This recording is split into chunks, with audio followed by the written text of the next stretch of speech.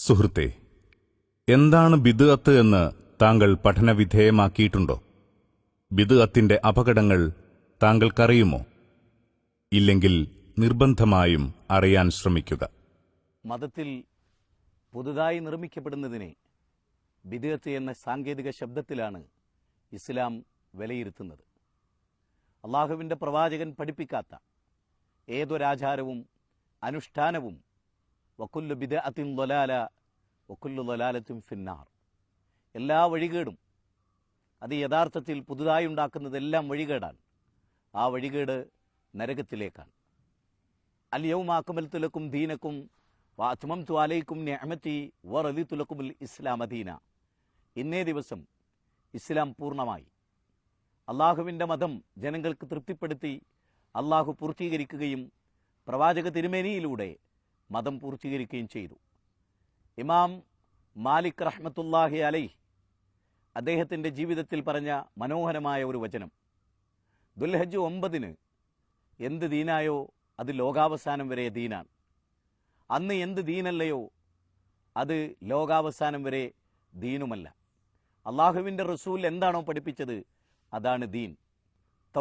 അള്ളാഹു തൗബ സ്വീകരിക്കണമെങ്കിൽ, അടിമയിൽ നിന്ന് അള്ളാഹു തൗബ സ്വീകരിക്കണമെങ്കിൽ ഒരടിമ ബിദ്അത്ത് ഒഴിവാക്കാതെ പറ്റുകയില്ല. അടിമ ബിദ്അത്ത് ഒഴിവാക്കാത്ത കാലത്തോളം അവരിൽ നിന്ന് തൗബ സ്വീകരിക്കപ്പെടുകയില്ല. ബിദ്അത്തിന് മറ്റൊരു പ്രശ്നം കൂടിയുണ്ട്.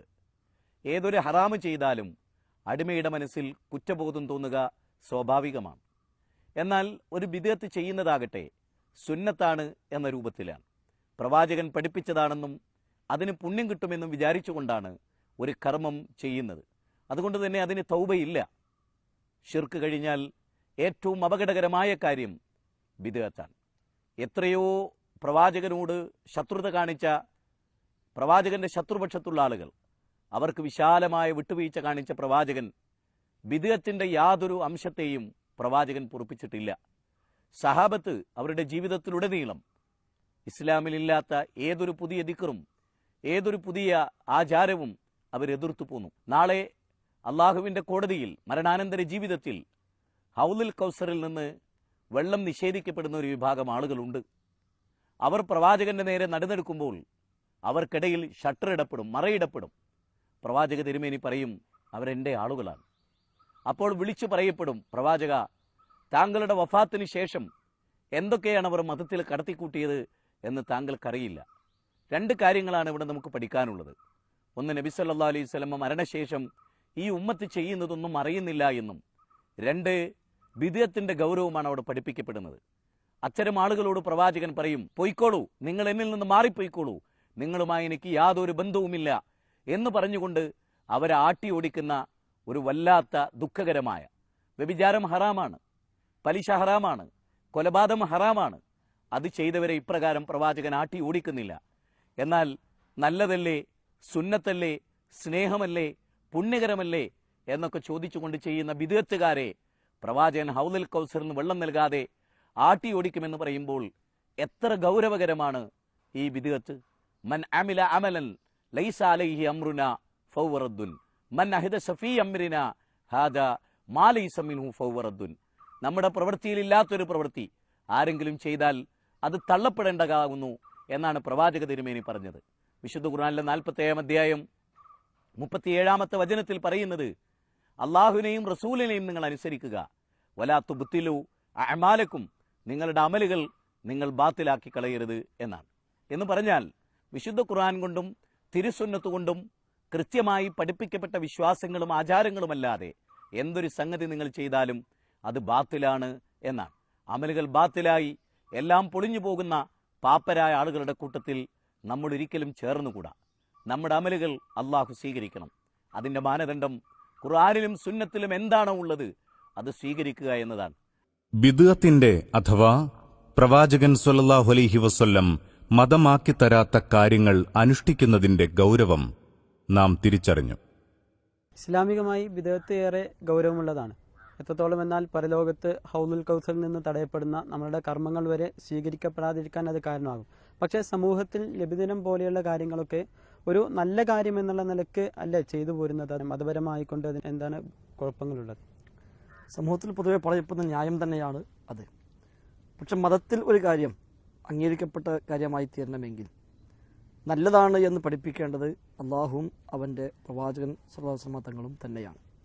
അല്ലാതെ നമുക്ക് ന്യായമായി തോന്നി, നല്ലതാണെന്ന് അഭിപ്രായം തോന്നി, അല്ലെങ്കിൽ മോശമാണെന്ന് അഭിപ്രായം തോന്നി, അതിൻ്റെ പേരിൽ മാത്രം ഒരു കാര്യം മതപരമായി മാറുകയോ അല്ലാതിരിക്കുകയോ ചെയ്യുന്ന പ്രശ്നമില്ല. ധാരാളം ഉദാഹരണങ്ങൾ നമുക്ക് പ്രവാചകൻ്റെയും സ്വഹാബത്തിൻ്റെയും കാലഘട്ടങ്ങളിൽ കാണാൻ കഴിയും. ഉദാഹരണമായി ഒരു സ്വഹാബി ഒരിക്കൽ തുമ്മുമ്പോൾ അദ്ദേഹം അൽഹംദുലില്ലാ എന്ന് പറയുകയും അതിൻ്റെ കൂടെ വസ്സലാത്തു വസ്സലാം അലാ റസൂലില്ലാ എന്ന് പറയുകയും ചെയ്യുന്നു. ഇത് കേട്ടപ്പോൾ സ്വഹാബികളിൽ പ്രമുഖനായ ഇബ്നു ഉമർ റളിയല്ലാഹു അൻഹുമ അദ്ദേഹം പറഞ്ഞു, മാ ഹാക്കദാ അല്ലമന റസൂലുള്ളാഹി സ്വല്ലല്ലാഹു അലൈഹി വസല്ലം, നമ്മെ പ്രവാചകർ പഠിപ്പിച്ചത് ഈ രൂപത്തിലല്ല, അൽഹംദുലില്ലാ എന്ന് പറയാൻ വേണ്ടി മാത്രമാണ്. അതുകൊണ്ട് തുമ്മിയാൽ അൽഹംദുലില്ലാ എന്ന് പറയുക, അല്ലാതെ വസ്സലാത്തു വസ്സലാം റസൂലില്ലാ എന്ന് പറയേണ്ടതില്ല എന്ന് അദ്ദേഹം പഠിപ്പിക്കുന്നു. ഇതേ ന്യായം നമുക്ക് അവിടെയും വേണമെങ്കിൽ പറയാമല്ലോ. അദ്ദേഹം പറഞ്ഞെന്താ, വസ്സലാത്തു വസ്സലാം റസൂലില്ലാ എന്നാണ്. അതൊരു മോശപ്പെട്ട വാക്കാണോ? അല്ല. പ്രവാചകന്റെ പേര് സ്വലാത്തല്ലേ? ആണ്. സ്വലാത്തിന് പ്രശ്നമുണ്ടോ? ഇല്ല. എന്നിട്ട് പോലും ആ സ്വഹാബി എതിർക്കുകയും ഇത് ശരിയല്ല, പ്രവാചകൻ പഠിപ്പിച്ച രീതി അങ്ങനെയല്ല എന്ന് പറയുകയും ചെയ്യുന്നു. അതേപോലെ ഉറങ്ങാൻ കിടക്കുമ്പോഴുള്ള പ്രാർത്ഥന പ്രവാചകർ സല്ലല്ലാഹു അലൈഹി വസല്ലം സ്വഹാബിക്ക് പഠിപ്പിച്ചു കൊടുക്കുന്നു. അദ്ദേഹം പിന്നീട് അത് പ്രവാചകർക്ക് വന്ന് ഇങ്ങോട്ട് പറഞ്ഞു കൊടുക്കുമ്പോൾ ഒരു പദത്തിൽ ചെറിയൊരു മാറ്റം വന്നു പോയി. ഒബി നബീക്കല്ലി അർസൽത്ത എന്ന് പറയേണ്ട സ്ഥാനത്ത് ഒബി റസൂലിക്കല്ലി അർസൽത്ത എന്ന സ്വഹാബി പറഞ്ഞു പോയി. അവിടെ പ്രവാചകൻ തിരുത്തുകയാണ്, അങ്ങനെയല്ല എന്ന് പഠിപ്പിക്കുകയും ഒബി നബീക്ക എന്ന് തന്നെ പറയാൻ വേണ്ടി അദ്ദേഹത്തെ പ്രത്യേകമായി നിർദ്ദേശിക്കുകയും ചെയ്യുന്നു. അഥവാ മതത്തിൽ ഒരു കാര്യം പുണ്യമായി മാറണമെങ്കിൽ നല്ലതാണ് എന്ന് സമൂഹത്തിന് തോന്നിയത് കൊണ്ടോ ഏതെങ്കിലും ഒരു ജനവിഭാഗത്തിന് അഭിപ്രായം ഉണ്ടായത് കൊണ്ടോ ആരെങ്കിലും അഭിപ്രായപ്പെട്ടത് കൊണ്ടോ മാത്രം ഒരു കാര്യം മതമായി മാറുകയില്ല. മതമാകണമെങ്കിൽ അള്ളാഹുവും അള്ളാഹുവിൻ്റെ റസൂലുമാണ് അത് പുണ്യമാണെന്നും നല്ലതാണെന്നും പറയേണ്ടത്. ആ ഒരു തലത്തിൽ ഒന്ന് നോക്കുമ്പോൾ ഈ ഒരു ആചാരം അത് പിൽക്കാലത്ത് ഇപ്പോൾ ഉന്നയിക്കപ്പെട്ട ഇതേ ന്യായങ്ങൾ തന്നെ വെച്ചുകൊണ്ട് പിൽക്കാലത്ത് പലരും കയറ്റിക്കൊണ്ടുവന്ന ഒരു പുത്തൻ ആചാരമാണ് എന്നും അതിൽ എന്തൊക്കെ നന്മകൾ ആരൊക്കെ കണ്ടാലും ശരി മതത്തിൻ്റെ അധ്യാപന പ്രകാരം അത് നന്മയായി കാണാവതല്ല എന്നും നമുക്ക് വ്യക്തമായി മനസ്സിലാക്കാൻ സാധിക്കും. അതുമല്ലെങ്കിൽ ഈ ന്യായം പറഞ്ഞുകൊണ്ട് ഒരാൾക്ക് എന്തും കൊണ്ടുവരാമല്ലോ. പുതിയ നമസ്കാരം കൊണ്ടുവരാം, പുതിയ നോമ്പുണ്ടാക്കാം, അതേപോലെ പുതിയ ധാരാളം കാര്യങ്ങൾ ഒരാൾക്ക് വേണമെങ്കിൽ കൊണ്ടുവന്ന് അതൊക്കെ മതമാണെന്ന് പറഞ്ഞ് അയാൾക്ക് പ്രചരിപ്പിക്കാൻ പറ്റും. അങ്ങനെ വന്നാൽ മതത്തിന് എന്ത് ഒരു അടിസ്ഥാനമാണ് പിന്നെ ഉണ്ടാവുക? അതുകൊണ്ട് പ്രവാചകൻ പഠിപ്പിച്ച തത്വം കുല്ലു മുഹ്ദസത്തിൻ ബിദ്അ വകുല്ല ബിദ്അത്തിൻ ളലാല വകുല്ല ളലാലത്തിൻ ഫിന്നാർ, പുതിയതായി കടന്നു വരുന്ന എല്ലാ കാര്യങ്ങളും അതെല്ലാം ബിദ്അത്താണ്, ബിദ്അത്തെല്ലാം ളലാലത്താണ്, ളലാലത്തെല്ലാം നരകത്തിലേക്കുമാണ് എന്ന പ്രവാചകാധ്യാപനം അതാണ് ഇതിൽ നാം അടിസ്ഥാനമായി കാണേണ്ടത്. ബിദ്അത്താണെന്ന് അംഗീകരിക്കുമ്പോൾ തന്നെ ഇത്തരം കാര്യങ്ങളൊന്നും അത് ബിദ്അത്തല്ല, മറിച്ച് അതൊക്കെ നല്ല ബിദ്അത്താണ് എന്നൊരു രൂപത്തിലേക്ക് സമൂഹത്തിന്റെ ധാരണ ഉണ്ട്. അതിനെ നമ്മൾ എങ്ങനെയാണ്? യഥാർത്ഥത്തിൽ പിൽക്കാലത്ത് ഇത്തരം അനാചാരങ്ങളെ ന്യായീകരിക്കാൻ വേണ്ടി പക്ഷെ തൽപര കക്ഷികൾ മെനഞ്ഞുണ്ടാക്കിയ ഒരു പുതിയ സാങ്കേതിക പ്രയോഗമാണ് ഇന്ന് നാം കേൾക്കുന്ന ഈ ഒരു പുതിയ ബിദ്അത്ത് എന്ന പ്രയോഗം. റസൂലുള്ളാഹി സ്വല്ലല്ലാഹു അലൈഹി വസല്ലമ ബിദ്അത്തുമായി ബന്ധപ്പെട്ട് പഠിപ്പിച്ചപ്പോഴോ സ്വഹാബിമാരോ ശേഷമുള്ള താബിഴുകളോ അതേക്കുറിച്ച് സംസാരിച്ചപ്പോഴോ അവിടെയൊന്നും നല്ല ബിദ്അത്ത് ചീത്ത ബിദ്അത്ത് എന്ന വേർതിരിവ് നമുക്ക് കാണുക സാധ്യമല്ല. പ്രവാചകൻ പറഞ്ഞ ഹദീസ് ഞാൻ നേരത്തെ സൂചിപ്പിച്ചു, കുല്ലു ബിദ്അത്തിൻ ളലാല, എല്ലാ ബിദ്അത്തും വഴികേടാണ് എന്നാണ് പ്രവാചകാധ്യാപനം. സ്വഹാബിമാരിൽ പ്രമുഖനായ ഇബ്നു മസ്ഊദ് റളിയല്ലാഹു അൻഹു അദ്ദേഹം പറഞ്ഞത് കുല്ലു ബിദ്അത്തിൻ ളലാല വഇൻ റആഹ അന്നാസു ഹസന എന്നാണ്. എല്ലാ ബിദ്അത്തും വഴികേടാണ്, വഇൻ റആഹ അന്നാസു ഹസന, ജനങ്ങൾ അത് നല്ലതായി കണ്ടാലും ശരി എന്നുകൂടി ഇബ്നു മസ്ഊദ് റളിയല്ലാഹു അൻഹു പറഞ്ഞതായി സ്വഹീഹായി ഉദ്ധരിക്കപ്പെട്ടിട്ടുണ്ട്. അതുകൊണ്ട് തന്നെ നല്ല ബിദ്അത്ത് എന്നൊരു ന്യായത്തിന് പ്രസക്തി ഇല്ല. എന്നാൽ മുൻഗാമികളായ പണ്ഡിതന്മാരിൽ ചിലർ ബിദ്അത്തിനെ പല തരത്തിലായി വിശദീകരിച്ചിട്ടുണ്ട് എന്നുള്ളത് വാസ്തവമാണ്. പക്ഷെ അത് മതപരമായ ഒരു അനാചാരം ഉണ്ടാക്കിക്കൊണ്ടുവന്ന് അതിനെ ന്യായീകരിക്കാൻ വേണ്ടി ഉണ്ടാക്കിയ വിഭജനമല്ല, മറിച്ച് അനിവാര്യമായും ഉണ്ടായി വരുന്ന ഭൗതികമായ സൗകര്യങ്ങൾ, പുതിയ വിജ്ഞാന ശാഖകൾ, അതേപോലെ പുതിയ സൗകര്യമുള്ള പള്ളികൾ, മതസ്ഥാപനങ്ങൾ, മദ്രസകൾ തുടങ്ങി ഈ നിലക്കുള്ള സംവിധാനങ്ങളൊക്കെ ഉണ്ടാക്കുന്ന ഭൗതികമായ സൗകര്യം ഉപയോഗപ്പെടുത്തുന്നതിന് അവർ ഭാഷാപരമായി ബിദ്അത്ത് എന്ന് പേരിടുകയും എന്നിട്ട് അതിൽ നല്ലതും ചീത്തയുമെന്ന് വേർതിരിക്കുകയും ചെയ്തിട്ടുണ്ട്. ഉദാഹരണമായി സുൽത്താൻ ഉലമ എന്നറിയപ്പെട്ട ഇസ്ബിൻ അബ്ദുസ്സലാം റഹിമഹുല്ല അദ്ദേഹമാണ് അറിഞ്ഞിടത്തോളം ഈ തരത്തിലുള്ള ഒരു വിഭജനം ആദ്യമായി നിർവഹിച്ച പണ്ഡിതൻ. പക്ഷെ അദ്ദേഹം പോലും പുതിയ നമസ്കാരവും പുതിയ നോമ്പുമെല്ലാം കടന്നു വന്നപ്പോൾ അതിശക്തമായി വിമർശിക്കുകയും അത് ബിദ്അത്താണ് എന്ന് വളരെ കണിശമായ ഭാഷയിൽ സംസാരിക്കുകയും ചെയ്ത ആളാണ് ഇസ്മായിൽ അബ്ദുൽ സലാം റഹിമഹുല്ല. മാത്രവുമല്ല, ബിദ്അത്തിനെ വിഭജിച്ച അദ്ദേഹം തന്നെ നല്ല ബിദ്അത്തിന് ഉദാഹരണമായി പറഞ്ഞത് നഹ്വ് പഠിക്കൽ, സർഫ് പഠിക്കൽ, ആ നിലക്കുള്ള പുതിയ വിജ്ഞാന ശാഖകൾ, ഇവയൊക്കെയാണ് അദ്ദേഹം അതിന് ഉദാഹരണമായി നിരത്തിയിട്ടുള്ളത്. അല്ലാതെ ഒരിക്കലും ദീനിൽ ഒരു പുതിയ ഇബാദത്ത് കൊണ്ടുവന്ന് ഒരു പുതിയ ആചാരമുണ്ടാക്കി ആ ആചാരത്തിനെ ന്യായീകരിക്കാൻ വേണ്ടി അല്ല അവരാരും ശ്രമിച്ചിട്ടുള്ളത്.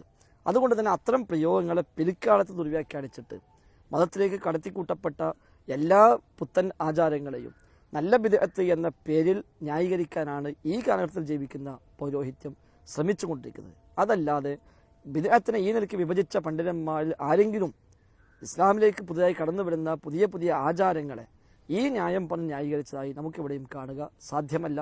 നമ്മുടെ നാട്ടിൽ ജീവിക്കുന്ന സൂഫികളായ പുരോഹിതന്മാർ മാത്രമാണ് യഥാർത്ഥത്തിൽ ഈ നിലയ്ക്കുള്ള ന്യായം പറഞ്ഞുകൊണ്ട് ഇത്തരം ആചാരങ്ങളെ ന്യായീകരിക്കാൻ ശ്രമിക്കുന്നത് എന്നുള്ളതാണ് വസ്തുത. പ്രവാചകൻ സ്വല്ലല്ലാഹു അലൈഹി വസല്ലം മതമാക്കി തരാത്ത കാര്യങ്ങൾ അനുഷ്ഠിക്കുന്നതിന്റെ ഗൗരവം നാം തിരിച്ചറിഞ്ഞു. സുഹൃത്തേ, നബിദിനാഘോഷം ഈ ഗണത്തിൽ ഉൾപ്പെടുമോ? ഉൾപ്പെടുമെങ്കിൽ താങ്കളുടെ തീരുമാനമെന്താണ്? നോക്കൂ, സമസ്ത നേതാക്കൾ തന്നെ അവരുടെ പ്രസിദ്ധീകരണങ്ങളിൽ ഇത് ബിദ്അത്താണ് എന്ന് രേഖപ്പെടുത്തി വെക്കുന്നു. സുന്നി വോയിസിൽ എഴുതുന്നത് കാണുക. ഒരാൾ മൗലീദാഘോഷത്തെപ്പറ്റി ഇബ്നു ഹജർ എന്നവരോട് ചോദിക്കുകയുണ്ടായി. ഇബ്നു ഹജർ മറുപടി പറഞ്ഞു, അടിസ്ഥാനപരമായി മൗലീദ് ബിദ്അത്താണ്. ആദ്യ 3 നൂറ്റാണ്ടുകളിലെ മഹത്തുക്കളായ മുസ്ലിങ്ങളിൽ നിന്ന് കൈമാറി വന്ന ആചാരമല്ല അത്. സുന്നി അഫ്കാർ വാരികയിൽ എഴുതുന്നു, വർഷം തോറും നബി സല്ലല്ലാഹു അലൈഹി വസല്ലമയുടെ ജന്മദിനത്തോടനുബന്ധിച്ച് നടന്നുവരുന്ന ദാനധർമ്മങ്ങളും സൽക്കർമ്മങ്ങളും സന്തോഷപ്രകടനങ്ങളും അലങ്കാരങ്ങളുമെല്ലാം നമ്മുടെ കാലത്തുണ്ടായ ഏറ്റവും നല്ല പുത്തനാചാരങ്ങളാണ്. അതെ, ഇതെല്ലാം പുത്തനാ